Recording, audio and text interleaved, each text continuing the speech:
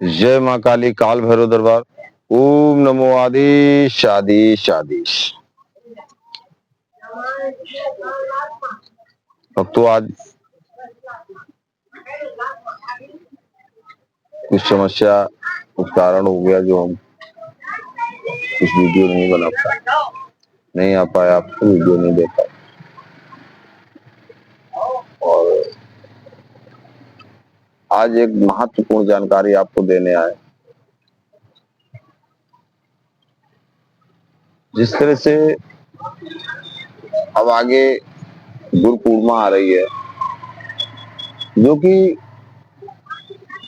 ये जो गुरु पूर्णिमा पावन पर्व होता है, बहुत ही महत्वपूर्ण हमारे जीवन में होता है। ये क्या है, किस तरह से है, ये तो सभी जानते हैं कि गुरु पूजन होता है। भाई ये जो गुरु पूर्णिमा है, ये साल में आषाढ़ माह, जो आषाढ़ का महीना होता है, इसमें शुक्ल पक्ष में ये जो है गुरु पूर्णिमा पर्व मनाया जाता है। तो जैसे कि बहुत से लोग इसको व्यास पूर्णिमा कहते हैं, व्यास पूर्णिमा भी कहते हैं इसको, क्योंकि व्यास जी ने 4 वेद 18 पुराण व्यास जी ने लिखे थे। तो इसलिए व्यास पूजन भी कुछ लोग कहते हैं और गुरु पूजन भी कहते हैं, क्योंकि जिस तरह से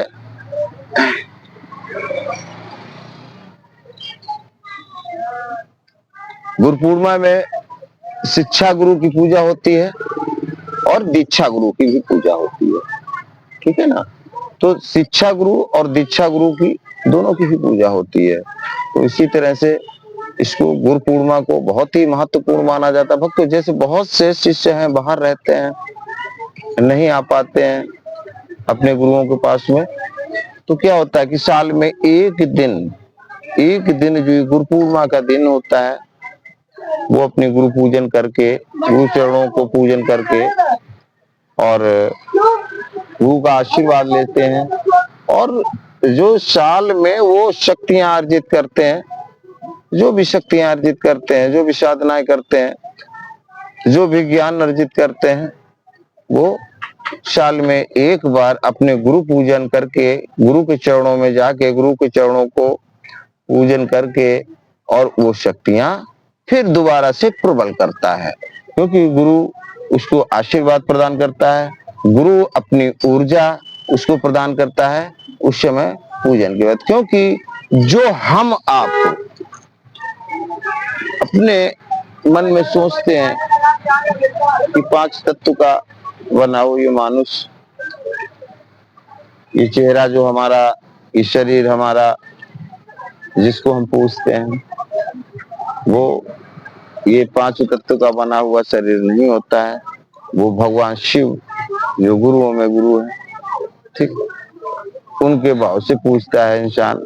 और उस समय देखिए, जिस तरह से हम आप कोई भी चीजें घर में रोज खाते हैं, ठीक है ना, वो एक अलग बात है, या हम किसी चीज का रोज पूजन करते हैं, वो एक अलग बात होती है। और एक पर्व पे पूजन करना, एक समय पे पूजन करना, एक उस समय पे भोग देना भाव से, निष्ठा से, तो उसकी बात अलग होती है। यानी पूरे साल का पुण्य आपको उस दिन मिलता है, गुरु पूजन वाले दिन। बहुत से लोग बाहर से जो नहीं आ पाते हैं, लेकिन वो अपना साल में एक दिन गुरु पूर्णिमा में अपने गुरु के शरणागत पहुंचते हैं, जरूर होते हैं जाके शरणागत गुरु के। तो इसलिए ये जो गुरु पूर्णिमा पर्व बहुत ही पावन पवित्र पर्व है, जो साल में एक दिन ही गुरु की पूजा होती है। और जितने भी साधक भाई हमारे हैं, जितने भी, किसी भी, जरूरी नहीं कि तंत्र में ही हो, जो भी गुरु दीक्षित हैं, वो अपने अपने गुरुओं के पास जाके और आशीर्वाद लेते हैं।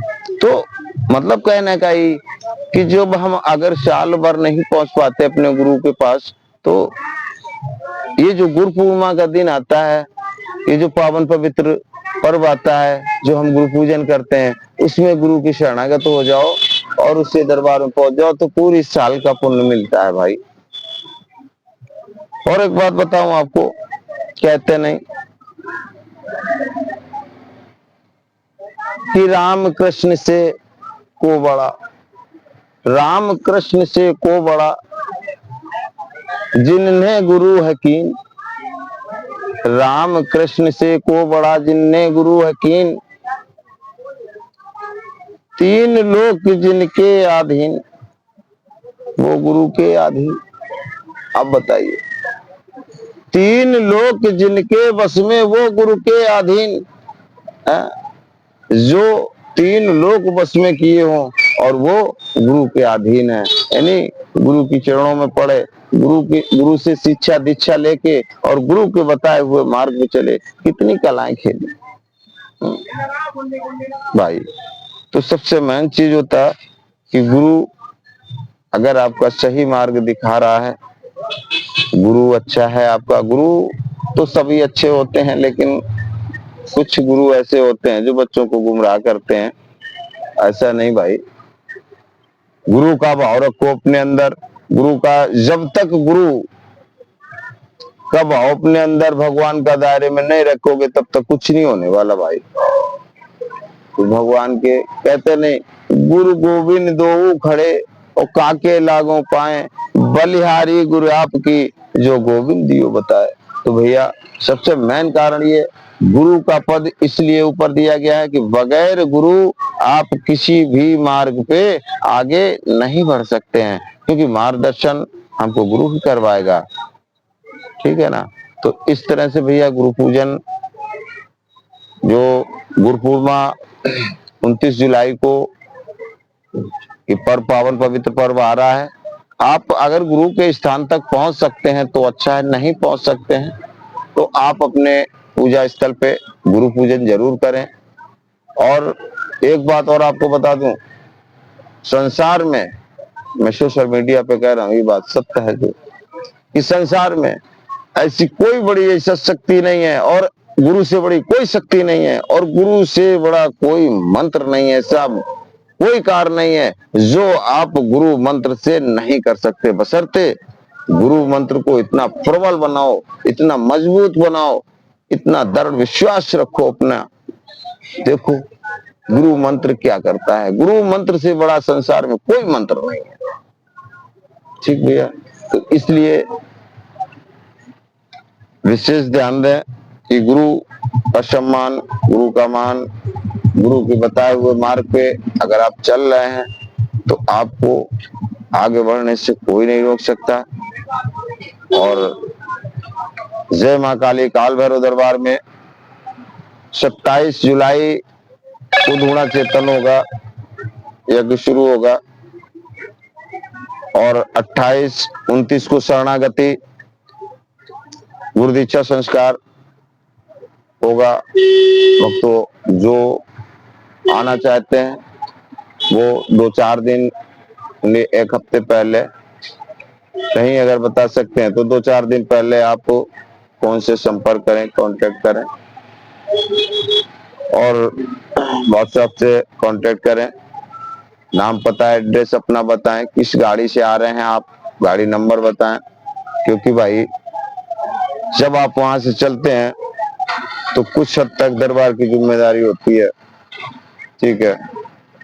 और एक चीज और बता दूं आपको कि जो वक्त शमशान साधना करना चाहते हैं और थोड़ा बहुत ऊर्जित है, साधना किए हुए हैं, और अगर वो साधना करना चाहते हैं बेशक आए। अगर सानिध्य साधना करना चाहते हैं तो आपको सानिध्य साधना मिलेगी। अभी सावन के बाद आप साधना कर सकते हैं और आपको मार्गदर्शन दिया जाएगा और जो भी आगे की सुविधाएं होंगी वो आपको दी जाएंगी और साधना आप करें। और अगर आप जाप साधना करना चाहते हैं तो जाप साधना करें, प्रत्यक्ष साधना करना चाहते हैं और सानिध्य साधना करना चाहते हैं तो आप प्रत्यक्ष सानिध्य साधना कर सकते हैं। इसके लिए आप व्हाट्सएप से कांटेक्ट करें या कमेंट में आप लिख के भेजें, और आगे का वीडियो आपको बहुत जल्दी मिलेगा। ज्यादा लंबा वीडियो हो रहा है, इसके लिए देर न करते हुए विदा लेते हैं आप लोगों से। और एक बात विशेष ध्यान रखें भाई कि हमारे वीडियो को लाइक करें, शेयर करें, ना करें कोई बात नहीं भाई, लेकिन मेरा वीडियो पूरा देखें, आपको कहीं हद तक सच्चाई नजर आएगी। ओम नमो आदेश आदेश आदेश।